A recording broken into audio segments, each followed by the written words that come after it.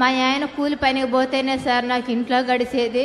మా ఆయన కూలి పనికి పోయిన రోజు మాత్రం అడుక్కొని తినాలి సార్. నేను నా పిల్లల్ని వేసుకొని నేను ఊరి మీద పడుతున్నాను సార్. అందుకని నాకు ఇల్లు వాకిలు లేదు సార్. మిమ్మల్ని ఒకటే కోరుకుంటున్నాను సార్. నేను నాకన్నది ఒక ఇల్లు ఇప్పిస్తే దాంట్లో నా పిల్లల్ని పెట్టుకొని ఉంటాను సార్. నాకు ఏదావో లేదు సార్. ఒకవేళ మా భర్తకు బాగలేకపోయినా ఊరి మీద అడుక్కొని తిని నా పిల్లకాయలను సాక్కుంటున్నాను సార్. నేను నాకు ఏ ఆధారం లేదు. నా భర్త ఒక్కడే చంపేసుకురావాలి, మా ఇల్లు గడవాలి సార్. ఆయన బాగాలేని పరిస్థితిలో నేను ఏ సహాయం చేయలేకున్నాను సార్. నా పిల్లకాయలు పెట్టుకుని ఉండాలి సార్. నేను ఏ పని చేయలేకున్నాను. ఎవరైనా అప్పు ఇవ్వాలన్నా ముందుకు రావట్లేదు సార్.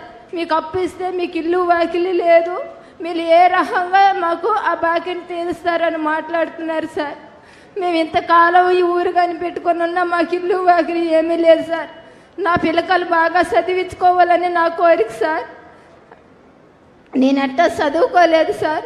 నా పిల్లకాయలనన్నా నా ద్వారా చదివించుకొని ఆ కోరిక నెరవేరాలని అనుకుంటున్నాను సార్. ఓకే అమ్మా.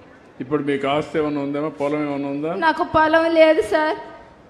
ఇప్పుడు మీరు చూశారు, ఇక్కడ పారిశ్రామికవేత్తలు ఉన్నారు, ఆంటర్ప్రెన్యూర్స్ ఉన్నారు, పక్కన కూడా ఒక ఆయన ఉన్నాడు. ఇప్పుడు మాట్లాడిస్తాను. నలుగురు పిల్లలు సార్. భార్యాభర్త, ఇల్లు లేదు, భూమి కూడా లేదు, యానాది కులం, ఎస్టీ కులం. ఒక్క నిమిషం ఉండమ్మా, నేను చెప్పింది చెప్పక్కర్లేదు, ఉండు. కాబట్టి ఆ కుటుంబాన్ని మీరు చూసినప్పుడు చాలా బాధేస్తుంది. వీళ్ళు సఫర్ అయ్యారు. ఆ పిల్లలు నలుగురికి 2 రోజులు పోయినాక ఆలోచనలు మారిపోతాయి. మేము ఇంతే, ఊర్లు తిరగాలి, ఏదో అడుక్కోవాలి, మా జీవితం కూడా ఇట్నే ఉండాలనే పరిస్థితికి వస్తారు. ఆ నలుగురిని ఆస్తిగా మనం ఆలోచించాలి.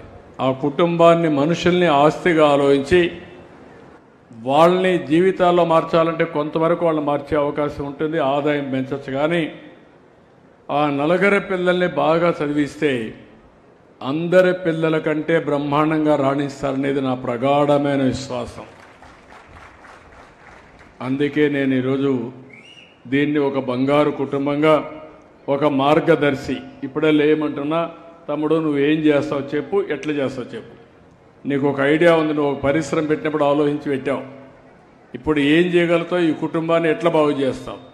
ఇల్లు అంటావా, నేను కట్టిస్తా, అది నా బాధ్యత. కలెక్టర్కి ఆదేశాలు ఇస్తున్నా, ఇంటి జాగా ఇప్పించి ఎక్కడైతే మనం అందరూ ఉన్నారో ఇమ్మీడియట్గా ఇల్లు కట్టించే బాధ్యత మీది, ఆ ఇల్లు కట్టించే బాధ్యత నాది. నీళ్ళు ఇస్తా, ఇల్లు ఇస్తా, కరెంట్ ఇస్తా, టాయిలెట్ ఇస్తా, గ్యాస్ ఇస్తా, అన్ని వస్తువులు కల్పిస్తా. అది నా బాధ్యత. మీరు వాళ్ళని ఎట్లా పైకి తీసుకొస్తారో చెప్పండి. Thank you sir. సో ముఖ్యంగా ఇప్పుడు నేను కూడా అలాంటి వాడిని. చిన్నప్పుడు మా నాన్నగారు చనిపోతే మా అమ్మ చాలా కష్టపడి నన్ను కూరగాయలు అమ్మించి చాలా కష్టపడిన మేము డెవలప్ అయ్యాము. సో నాకు ఆ ప్రాబ్లం తెలుసు కొంచెంగా. ప్రధానంగా ఇప్పుడు ఉన్న వీళ్ళకి కావాల్సింది ఏంటంటే, అన్నింటికన్నా ముందు ఒక భరోసా కావాలి. మాకు ఎవరైనా సపోర్ట్ చేస్తారని ఒక భరోసా కావాలి. ఈ రాష్ట్రానికి పెద్ద భరోసా మన సీఎం సార్. ఈయన ద్వారా మాలాంటి చిన్న వాళ్ళకి సపోర్ట్ చేయడానికి మేము చాలామంది ఉన్నాం. ఎస్పెషల్గా సార్ ఇందాక చెప్పారు, ఇంతకుముందు సార్ ఎప్పుడు విజన్ 2020 అనేవాళ్ళు. అప్పుడు మాకు తెలియదు, 98లో 99లో మాకు తెలియదు విజన్ 2020 అంటే. కానీ ఆ విజన్ 2020 డెవలప్మెంట్ ప్రవాహంలో చాలామంది ముందుకెళ్ళారు. అందులో నేను కూడా ఒక చిన్న బిందువుని. రావడానికి కొన్ని కారణాలు ఉండొచ్చు. ఆ కారణాలకి ఏమేమైనా వెతికి ఫస్ట్ మీకు కావాల్సినవన్నీ చేస్తాము. Number 2 education. వాళ్ళకున్న ఒకే హోపు పైకి పోవడానికి కావాల్సింది ఎడ్యుకేషన్. ఎడ్యుకేషన్కి సంబంధించి మనకి ఈరోజు చాలా మంచి మోడల్ స్కూల్స్ కానీ, కేజీబీ, కస్తూర్బా స్కూల్ కానీ చాలా ఉన్నాయి. ఏం కావాలో అవన్నీ తీసుకొని ఫస్ట్ నేను ఎడ్యుకేషన్గా వాళ్ళ నలుగురికి నేను టేకప్ చేశాను సార్ ఇమ్మీడియట్గా. 2 పనులు చేయండి. నలుగురిని చూశాను, ఒక్కొక్కరికి 1 లక్ష రూపాయలు నేను ఇన్సూరెన్స్ కింద డిపాజిట్ చేస్తా. పిల్లల నలుగురికి 4 లక్షల రూపాయలు ఇచ్చేసి డిపాజిట్ చేస్తా. మీరు చేయాల్సింది ఆ పిల్లలకి ఇల్లు కట్టించే బాధ్యత అవన్నీ మేము చేసేస్తాం. మీరు అక్కడి నుంచి వాళ్ళ ఇద్దరికి ఏం చేస్తే ఆదాయం పెరుగుతుంది, నలుగురు పిల్లల్ని ప్రభుత్వం ఇచ్చే కార్యక్రమాలు తీసుకొని 2 యాడ్ చేసి ఏ విధంగా మీరు వాళ్ళ పైకి తీసుకొస్తారు, నర్చర్ చేసి హ్యాండ్ హోల్డింగ్ చేసి అవసరమై చదివించి మీ పిల్లలు ఎట్లయితే పైకి వస్తారో ఈ పిల్లలను కూడా అదే మాదిరిగా పైకి తీసుకొచ్చి మీరు నిరూపించుకోవాల్సిందిగా నేను మిమ్మల్ని కోరుతున్నా. అది చేయమని విజ్ఞప్తి చేస్తున్నా.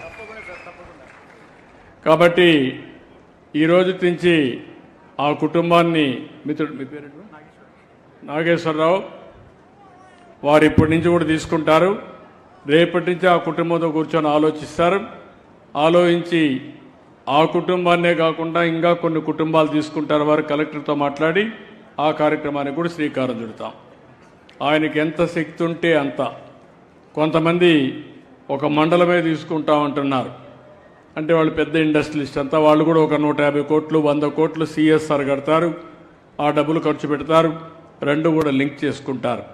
అలాంటి పారిశ్రామికవేత్తలకు సిఎస్ఆర్ ఉంది, అవసరానికి కొంత డబ్బులు ఖర్చు పెట్టి చేస్తే చాలా బాగుంటుంది.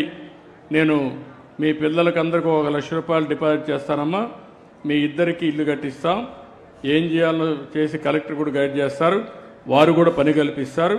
మీరు దాని మీద పని చేసుకొని నువ్వు బాగా పైకి రావాలి, పైకి వస్తానని అందరికీ చెప్పు. నేను ఇప్పుడు చేసిన దానివల్ల నీకు లాభం ఏంటి చెప్పు. మైక్ పెట్టుకో.